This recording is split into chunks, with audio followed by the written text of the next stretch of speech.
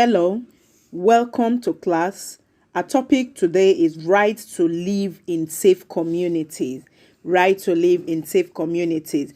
Now, we're looking at, we want to look at the meaning of a community. What is a community? A community is a group of people living or working together in the same area. A group of people living and working together in the same area. A family could be a community, a small unit of the community, the school community, the church community, the market community. All these are various forms of community. Many things make one community more safe than another. A community with lots of crime like violence, fighting, harming and killing each other, it's not safe for any citizen, okay? So communities that have all manner of violence is not a safe place for anyone to live in, because we all have the right to live in a community devoid of violence. It's the right of every citizen to live in clean community. We have the right to live in clean communities. Inhabitants of a dirty community get sick from germs and animals like rats and cockroaches, which carry diseases in a dirty community than in a clean community. So when a community is very dirty, the consequence is that the inhabitants of such community, they get sick always, and diseases can spread from one end of the community to the other, because a clean community is a safe place for people to live in, but a dirty community is not a safe place for people to live in. Next, we want to look at how we can build safe communities, building safe communities. First, it's important we build and organize the structure in which our streets are being laid out and our houses are laid out. Then we shouldn't build houses close to riverbank. Okay, so imagine if there is a fire in a community in which the houses are built closely together and then the streets are very narrow. Fire will spread faster compared to where the houses are far apart or far from each other, because the firefighters can access and get the fires off. Now, imagine a community built right on the bank of a river.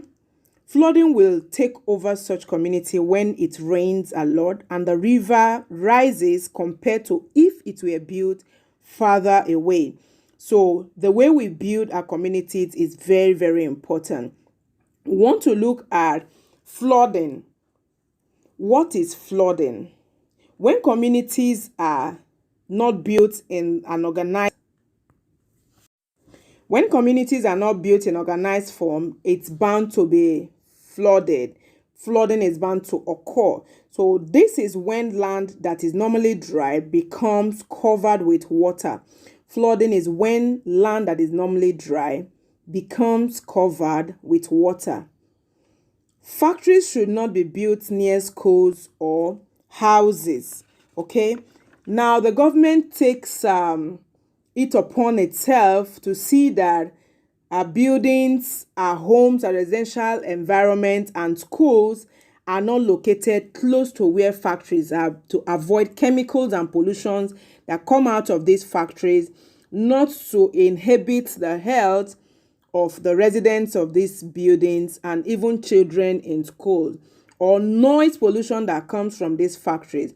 So the government ensures that there are laws guiding building regulation. So government laws towards a safe community in Nigeria, state and local governments are responsible for making laws about where citizens are and are not allowed to build their houses. Now, the government may make it illegal for citizens to build factories that use dangerous chemicals or release a lot of smoke in an area where people live or where there are hospitals.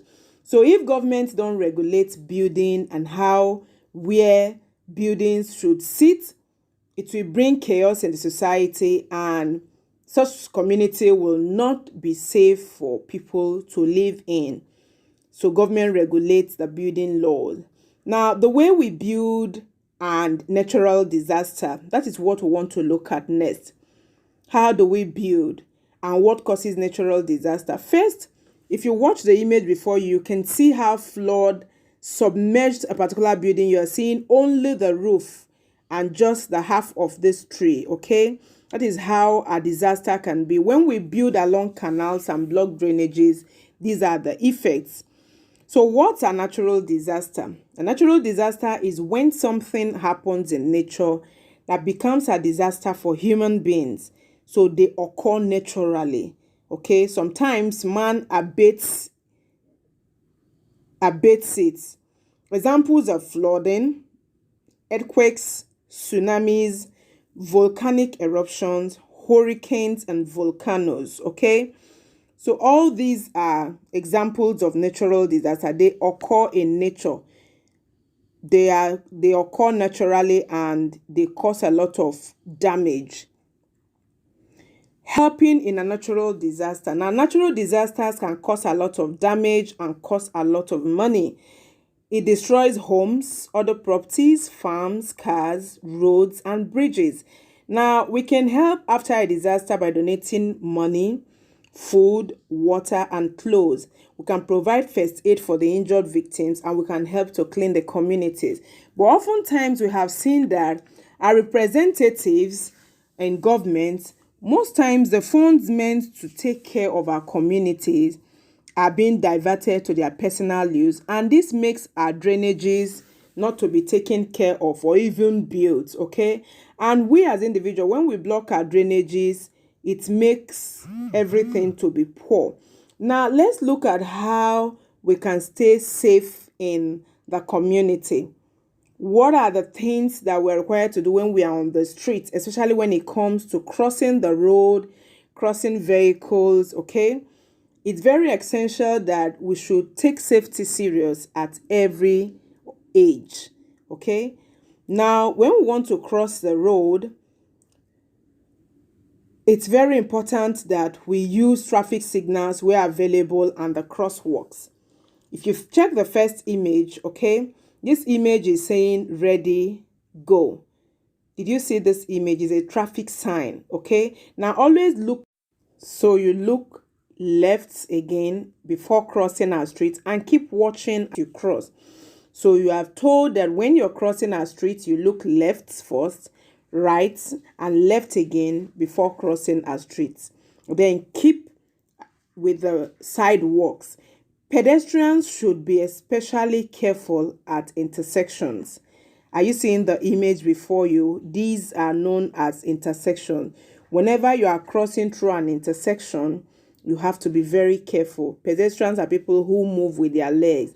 Now, make eye contact with drivers when crossing very busy streets. It's very important. You can see the images before you, okay?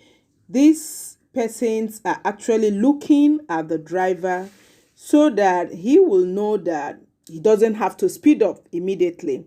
So wear bright clothing if you're walking near traffic. It's not always very important, but it's just a safety caution. You just take some safety caution when it comes to that, okay? Now, walk on the sidewalk whenever possible.